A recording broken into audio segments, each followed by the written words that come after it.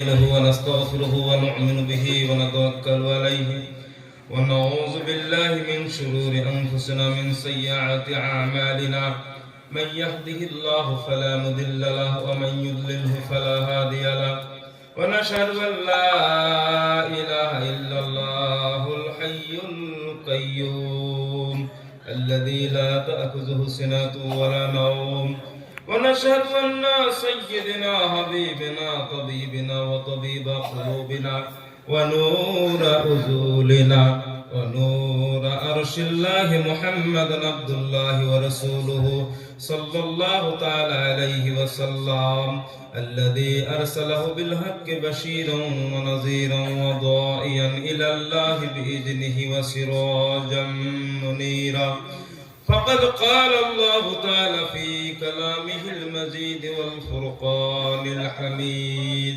إن الله وملائكته يصلون على النبي يا أيها الذين آمنوا صلوا عليه وسلموا تسليما اللهم صل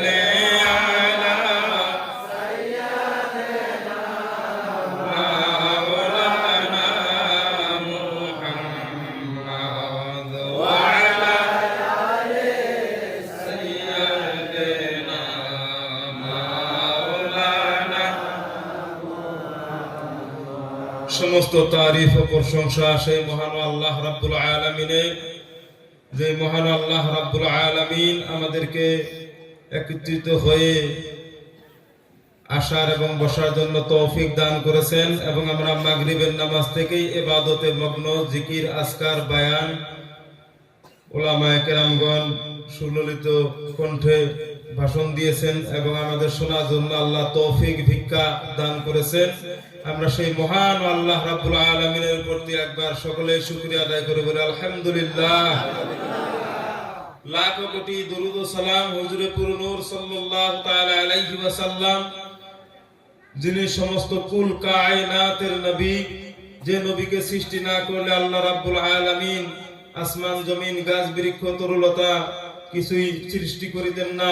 যে নবী শুধু আমাদেরই নবী না, আদমেরও নবী, ঈসারও নবী, 1,24,000 মতান্তরে 2,24,000 যত নবী আছে সব নবীদের রুহানি পিতা হলেন আমাদের নবী মুহাম্মদুর রাসূলুল্লাহ সাল্লাল্লাহু তাআলা আলাইহি ওয়াসাল্লাম।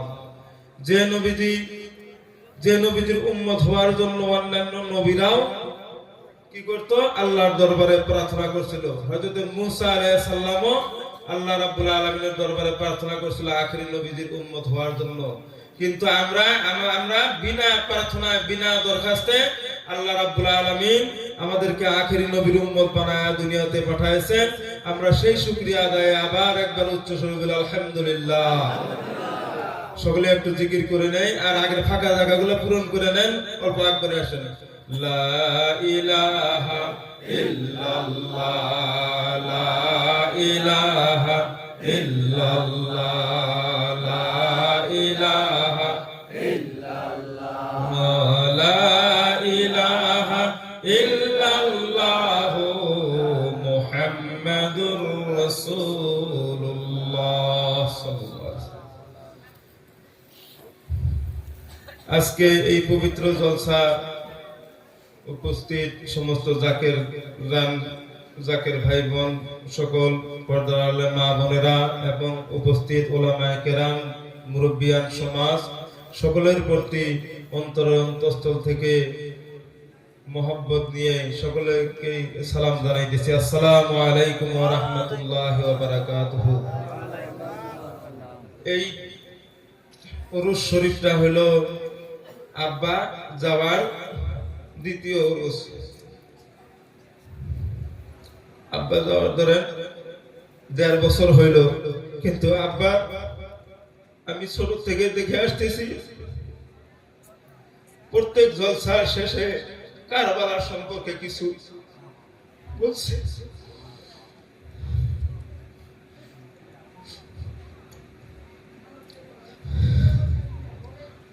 আব্বাজান রাহমাতুল্লাহ আলাইহি প্রত্যেক জলসার শেষে যে কোনো মজলিসের শেষে কারবালার আল্লাহ রাব্বুল আলামিন আব্বাদানকে ওই কারবালার মধ্যে 18 মুহররম 1445 হিজরিতে দুনিয়া থেকে বিদায় নিলেন। ওই মুহররম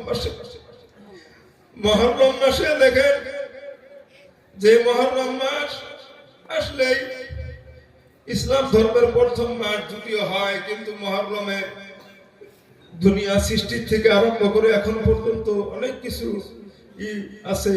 মুহররম মাস যে কারবালার প্রান্তরে মুমিন চেনা যায়, মানুষ চেনা যায় বিপদে পড়লে। দেখেন ইসলাম ধর্মের কতগুলো আছে, যেরকম ইমাম হুসাইন রাদিয়াল্লাহু তাআলা আনহু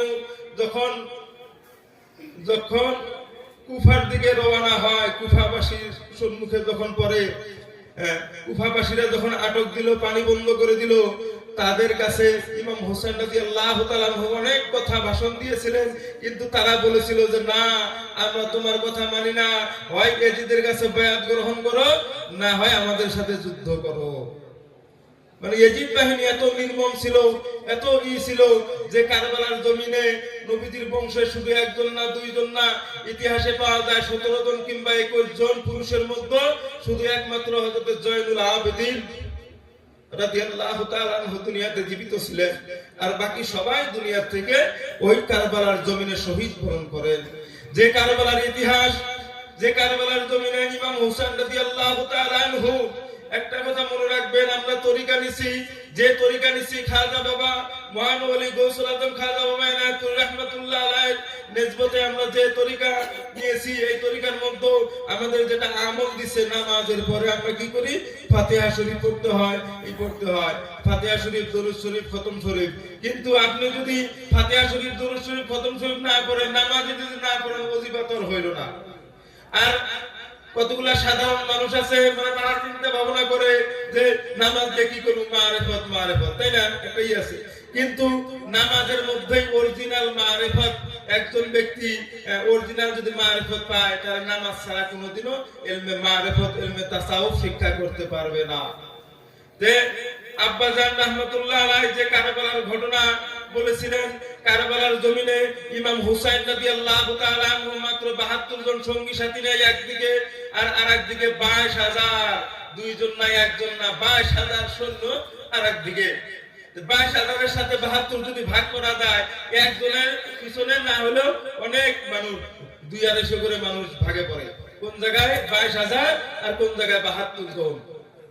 ওই কারবালার জমিনে ইতিহাসে পাওয়া যায়, কারবালার জমিনে যে 22,000 সৈন্য ছিল, ইয়াজিদ বাহিনীরা সর্বশেষে যখন হযরতে সাইয়্যিদনা আলী আসগর রাদিয়াল্লাহু তাআলা আনহু, ইমাম হুসাইন রাদিয়াল্লাহু তাআলা আনহু সর্বকনিষ্ঠ ছোট বাচ্চা, 6 মাসের শিশু আলী আসগর রাদিয়াল্লাহু তাআলা আনহু যখন পানির পিপাসায় এরকম হয়েছে, চোখের মানে মটক যেটা, চোখ ঘুরতেছে না, তখন হযরত সায়রা বানু রাদিয়াল্লাহু তাআলা আনহা উনি বললেন যে স্বামী, আপনি একটু কাজ করেন, আমার এই 6 মাসের শিশু আলী আসগরকে নিয়ে একটু পানি পান করে আসেন, সে তো সকাল থেকে মুখটাও লড়াইতেছে না।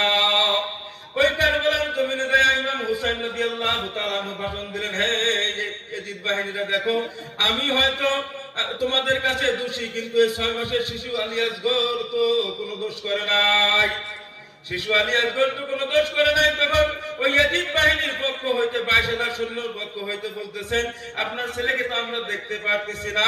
তখন ইমাম হুসাইন রাদিয়াল্লাহু তাআলা আনহু যখন 6 মাসের শিশু আলী আসগরকে উঁচা করে ধরলেন, তারা যেন দেখতে পারে, সঙ্গে সঙ্গে এক পাশে একটা তীর মেরে দিলেন।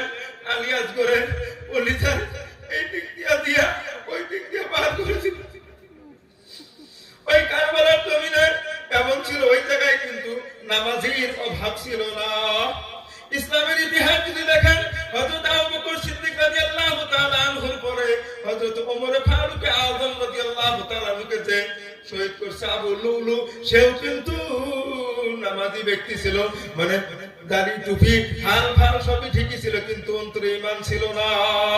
হযরত উসমান গনি যুন্নুরাইন রাদিয়াল্লাহু তাআলা আনহু ইসলামের তৃতীয় খলিফা, ওনাকে ওনার বাড়ির সামনে 40 দিন আযান একামত দিয়ে যারা নামাজ পড়ছে, শুক্রবারের দিন হযরতে ওসমান গনি রাদিয়াল্লাহু তাআলা আনহু কোরআন শরীফ পড়া অবস্থায় ছিলেন, পিছন দিক দিয়ে তলোয়ার মেরে ওসমান গনিকে শহীদ করেছেন। ওই কোরআন শরীফ এখনো মিশরের জাদুঘরে রাখা আছে, ওই রক্ত মাখা কোরআন শরীফ। ওইরকম হযরতে আলী রাদিয়াল্লাহু তাআলা আনহুকে আব্দুর রহমান বিন মুলজিম নামের এক পাষণ্ড এরকম আমল করতো, যার আমল দেখে সাহাবারা ভয় পেত যে আমরা নবীকে দেখেছি, এই নবীকে দেখে তাও এত আমল করে। কিন্তু ওই ব্যক্তি সর্বশেষে বলছেন যে আলীর ছায়া বড় কাফেরার দুনিয়াতে নাই। নাউজুবিল্লাহ। দেখেন ইসলামের পোশাকে ইসলাম চলে না। টুপি দাড়ি দেখলেন আর ভুলে গেলেন, একটা কথা বললো যে যেগুলো কথা বললো ভুলে গেলেন তা না। পোশাকের মধ্যে ইসলাম না, ইসলাম হলো অন্তরের মধ্যে। পোশাকেরও দরকার আছে কিন্তু অন্তরের মধ্যে। দেখেন কারবালার জমিনের মধ্যে 22,000 সৈন্য ছিল ইয়াজিদ বাহিনী, 22,000-এর মধ্যে 7,000-ই ছিল পবিত্র কোরআন শরীফের হাফিজ। চিন্তা করছেন, যেই নবীর উপরে কোরআন শরীফ নাযিল হইল, ওই কোরআন মুখস্থ করে ওই তারাই আবার ইমাম হুসাইন নবীর আওলাদদেরকে কারবালার জমিনে শহীদ করলো।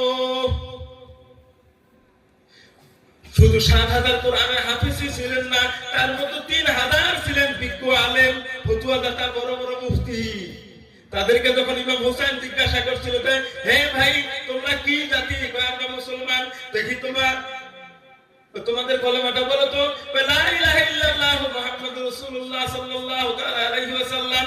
যখন বলল, ইমাম হুসাইন তাদেরকে জিজ্ঞাসা করলো হে ইয়াজিদ বাহিনী তোমরা বলো তো এই মুহাম্মাদুর রাসূলুল্লাহ সাল্লাল্লাহু আলাইহি ওয়াসাল্লাম ইনি কে? আমাদের নবী।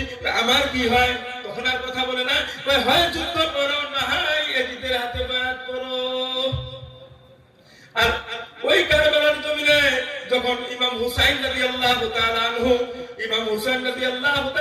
যখন একে একে সবাই শহীদ হয়ে গেল, শুধুমাত্র হযরতে সাইয়েদনা জয়নুল আবেদিন রাদিয়াল্লাহু তাআলা আনহু আর ইমাম হুসাইন জীবিত রইলেন। তখন ইমাম হুসাইন রাদিয়াল্লাহু তাআলা আনহু ওই কারবালার জমিনের মধ্যে যখন নামাজের ওয়াক্ত হয়ে গেল, যখন জুমার নামাজের ওয়াক্ত হয়ে গেল, তখন ওই ইয়াজিদ বাহিনীদের জিজ্ঞাসা করলেন আমি 2 রাকাত জুমার নামাজ আদায় করে নেই, তাহলে কাল আসলে ময়দানে আমার আল্লাহর দরবারে আমি জবাব দিতে পারবো না, আমার নামাজ এটা কাজা হয়ে যাবে, আমাকে 2 রাকাত জুমার নামাজ পড়ার জন্য দাও। তখন ইমামে হুসাইন রাদিয়াল্লাহু তাআলা আনহু ওই কারবালার জমিনে যখন নামাজে দাঁড়াইলেন, 1 রাকাতে 2টা সিজদা দিয়ে উঠা খাড়া হইলেন, 2য় রাকাতে যখন 1টা সিজদা দিয়ে উঠলেন, সব ইয়াজিদ বাহিনী চিন্তা করলো এ হলো হযরত আলী রাদিয়াল্লাহু তাআলা এর সন্তান, এও তো বন্দর পলোয়ান, এও তো একজন বিজ্ঞ পলোয়ান। একে যদি নামাজ শেষ করে যদি সালাম ফিরিয়ে যদি তরোয়াল হাতে নেয়, আমাদের কিছু না কিছু ক্ষতি করবে। তখন বললেন কি, চতুর্দিকে একজনকে চতুর্দিকে ঘেরাও করে 72টা তীর নিক্ষেপ মারলেন। তীর ইমাম হুসাইনের শরীরে নিক্ষেপ করলেন। ইমাম হুসাইন তখন 3টা সেজদা দিয়ে 1টা সেজদা বাকি রেখে গেল। তখন ইমাম হুসাইন আল্লাহর দরবারে মুরাকাবায় বসে গেলেন যে আল্লাহ তুমি আমাকে আর 1টা সেজদা দিয়ে সালাম ফিরাইতে দাও, তাহলে আমার নামাজটা কাজা হয়ে যাবে। কাল হাসরের ময়দানে আমি তোমার দরবারে কি জবাব দিব? সঙ্গে সঙ্গে জিবরাইল এসে ইমাম হুসাইন রাদিয়াল্লাহু তাআলা আনহুকে আল্লাহর তরফ থেকে ফেরেশতা এসে ইমাম হুসাইন রাদিয়াল্লাহু তাআলা আনহুকে বললেন যে হে ইমাম হুসাইন, তোমাকে আল্লাহ রাব্বুল আলামিন এই সেজদাটা দুনিয়াতে দিবেন না, দুনিয়াতে দিবেন না।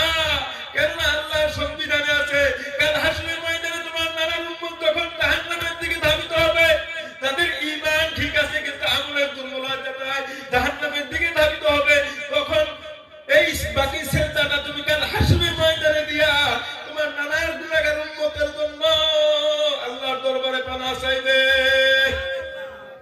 তো সেই ইমাম হুসাইন রাদিয়াল্লাহু তাআলা আনহু কারবালার জমিনে যখন শহীদ হয়ে ফলে পড়ে গেলেন, সিমাল যখন ইমাম হুসাইনের দেহ থেকে মাথা মোবারক আলাদা করে দিলেন, পৃথিবীর ভিতরে একটা জায়গা মেনে রাখবেন, সব মানুষেরই কবর মাজার রওজা একটা হয়, কিন্তু ইমাম হুসাইন রাদিয়াল্লাহু তাআলা আনহুর মাজার 2টা, একটা হলো কারবালার প্রান্তরে দেহ মোবারক, আর ওনার মাথা মোবারক বর্তমান মিশরে আল আজহার ইউনিভার্সিটির নিকটে এক রাজায় নিয়ে রূপা দিয়া বাংলা রাখছেন। তো ইমাম হুসাইন রাদিয়াল্লাহু তাআলা শহীদ করলো। শুধু তাই না, ইমাম হুসাইন রাদিয়াল্লাহু তাআলা দেহের উপর দিয়া ঘোড়া লাইন করে চালাইতে লাগলো, শরীর থেকে রক্ত মাংস সব চামড়া খসে খসে যেতে লাগলো। এরকম করে নির্মম ভাবে নবীজির বংশকে ইয়াজিদের চক্রান্ত ছিল, নবীজির বংশকে দুনিয়া থেকে মিটিয়ে দিলে ভবিষ্যতে আর খেলাফতের দায়িত্ব, খেলাফতের দাবি কেউ করবে না।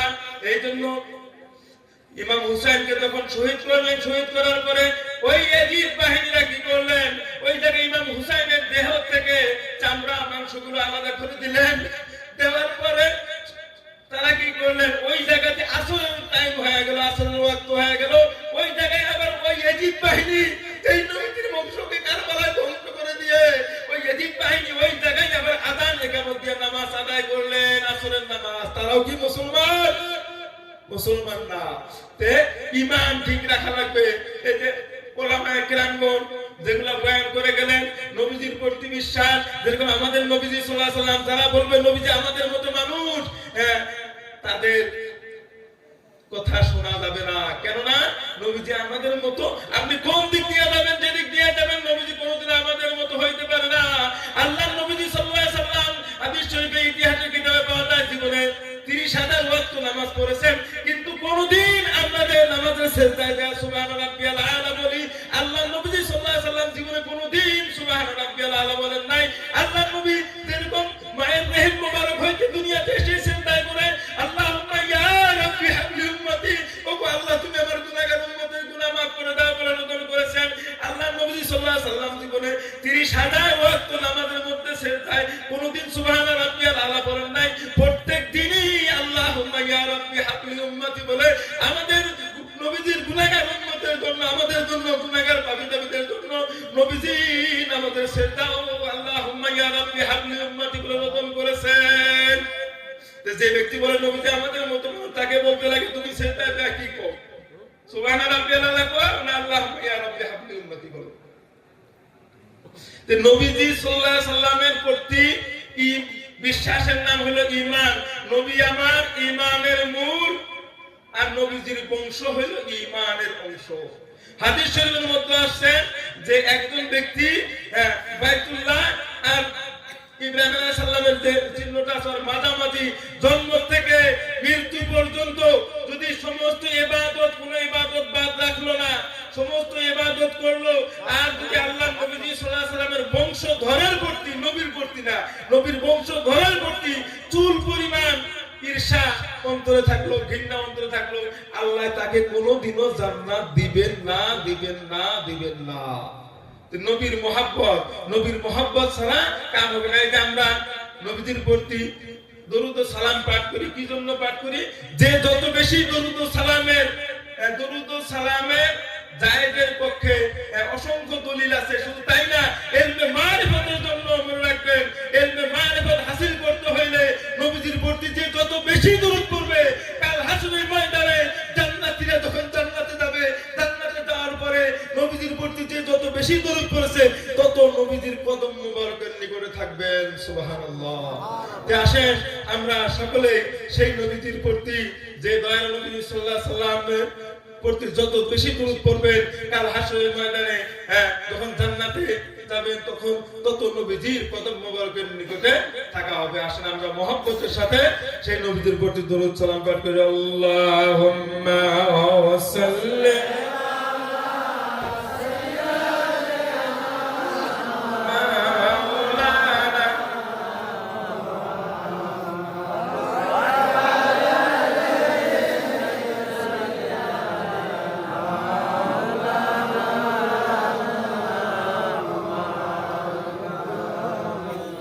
একটা কথা মনে রাখবেন, যেরকম ইমাম হুসাইন রাদিয়াল্লাহু তাআলা আনহু কবি বলছে, সের কাটা দিয়া মগর সের ঝুকায়া নেই, মাথা দিয়া দিছে দুশমনকে কিন্তু মাথা নত করে নাই।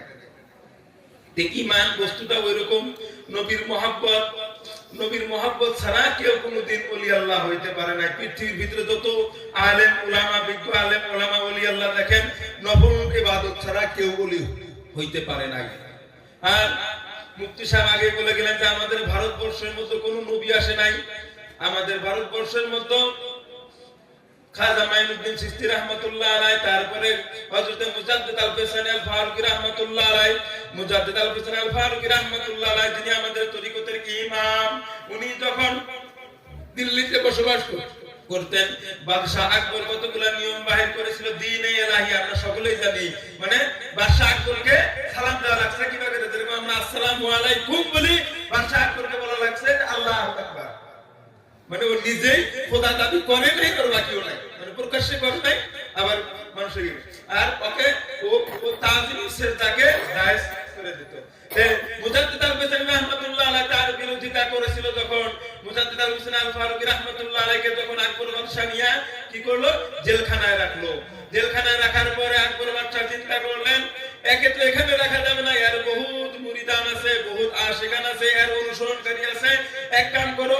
তখন আকবর বাদশা ছিল দুইজন, আবুল ফজল মোল্লা ফৈজি আর বীরবল, এই তিনজন সেনাপতি ছিল। এরা বুদ্ধি করলো যে একে এক কাম করো, তিহার জেলে পাঠাইয়া দাও। ভারতের সবচেয়ে বিশ্বের ভিতরে ভয়ানক জেল, ওই তিহার জেলখানার মধ্যে যখন মুজাদ্দিদ আল ফিসানি আল ফারুকি রাহমাতুল্লাহ আলাইহি যখন পাঠাইয়া দিলেন, দেওয়ার পরে এখন তাকে মারা যায় কিভাবে? আকবর বাদশা চিন্তা করলেন একটা সভার মতো যাতে হাজার হাজার লোক হয়, তার সামনে একে মৃত্যুদণ্ড দিব, তাহলে মানুষ দেখবে। তখন আকবর বাদশা ওই আবুল ফজল মোল্লা ফৈজি আর বীরবল তাদেরকে সঙ্গে নিয়ে বুদ্ধি করলেন কি করে মারা যায়।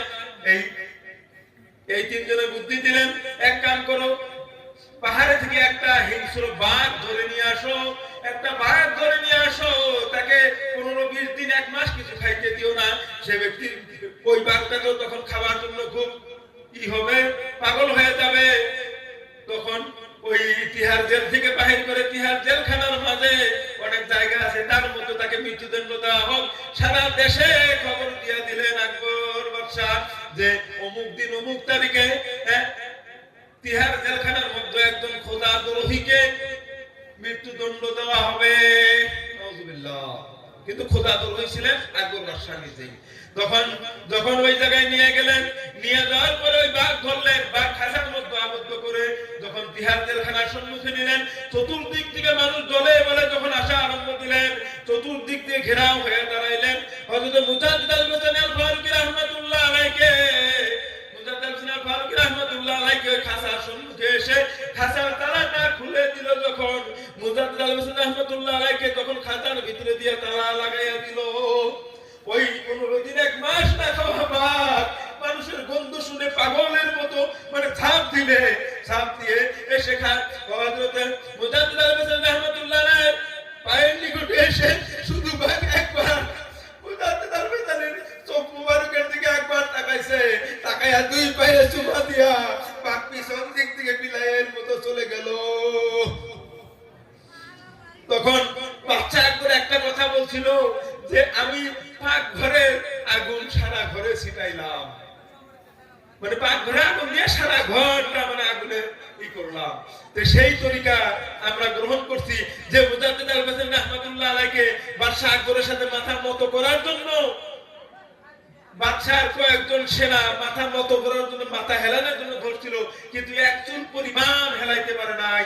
মুজাদ্দিদ আল ফিসানি রাহমাতুল্লাহ মাথা শুধু চোখ দিয়া রক্ত বাহির হয়েছে, তো মাথা এক চুল পরিমাণ বাদশা আকবরের সাথে নত হয়, বাদশা আকবরের সামনে নত হয় নাই। যে আমরা সেই তরিকায় বয়ান গ্রহণ করেছি, নামাজ ছাড়া কোনো তরিকা নাই, নামাজ ছাড়া কোনো ওজিফা নাই, আর যার ওজিফা নাই তার তরিকাও নাই। যে ইনশাআল্লাহ আমরা সকলেই 5 ওয়াক্ত নামাজ যাতে আল্লাহ রাব্বুল আলামিন আমাদেরকে পড়ার জন্য তৌফিক দান করেন। আর কতগুলা কথা আলেম উলামা যারা বলে গেলেন, আমাদের নবী হাইয়ুন ফিহি রাওজাতিশ শরীফাতি ফি মদিনাতিল মুনাওয়ারা, আমাদের নবীজি রওজা শরীফের সশরীরে জীবিত।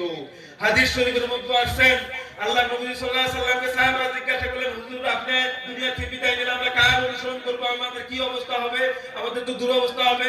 তখন আল্লাহ নবী সাল্লাল্লাহু আলাইহি ওয়াসাল্লাম বলেন যে ওয়াফাতি খায়রুল লাকুম তুদরাজু আলাইয়া আমালাকুম, হে সাহাবারা আমি দুনিয়া থেকে বিদায় নিলে তোমাদের চিন্তার কোনো অবকাশ নাই।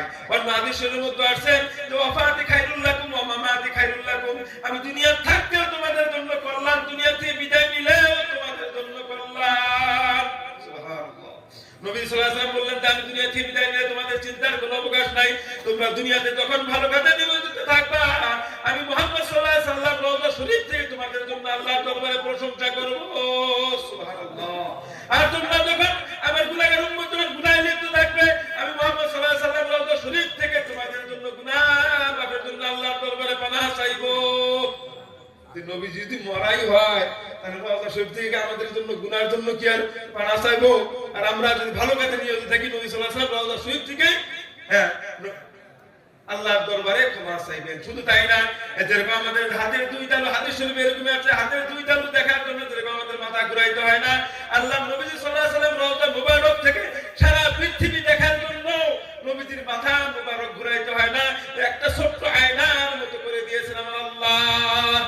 যে নবীকে আল্লাহ ক্ষমতা দিয়েছেন, আমি চাই না শিখি, আপনি পাশ শিখার মানে মৌলবী পাঠ করা মৌলবীর কোন কথা আছে কি ওই জায়গায়? আল্লাহ যে নবীদের শান বাড়াইছেন, নবীদের শান মানতে খাটো করার চেষ্টা করবে, তার বংশ শেষ হয়ে যাবে, কিন্তু নবীদের শানে এক চুল পরিমাণও ব্যাঘাত জন্মাইতে পারবে না। সেই নবীর উপরে আমরা যেন বেশি বেশি করে দুরূদ পড়ি, এশা নামাজ পড়ে 500 বার দুরূদ শরীফ পড়ি। আমাদের তরিকার মধ্যে আছে, একজন ব্যক্তি যদি এশা নামাজ পড়ে, 5 ওয়াক্ত নামাজ পড়ে, এশা নামাজ পড়ে যদি 500 বার দুরূদ পড়ে, যদি ওযু নিয়ে ডান কাঁধে ঘুমাইতে পারে, আমাদের এই তরিকার ওলি আল্লাহদের যে 40 দিনের যে কোনো একদিন হলেও আপনার ভাঙা ঘরে হোক, পুরা ঘরে হোক, আল্লাহর নবীজি সাল্লাল্লাহু আলাইহি ওয়াসাল্লামের শাফায়াত নসিব হয়ে যাবে। সুবহানাল্লাহ। আর নবীজির যদি শাফায়াত হয়, মরার পরে আর কোনো ভয় নাই। কতজনে আছে মনে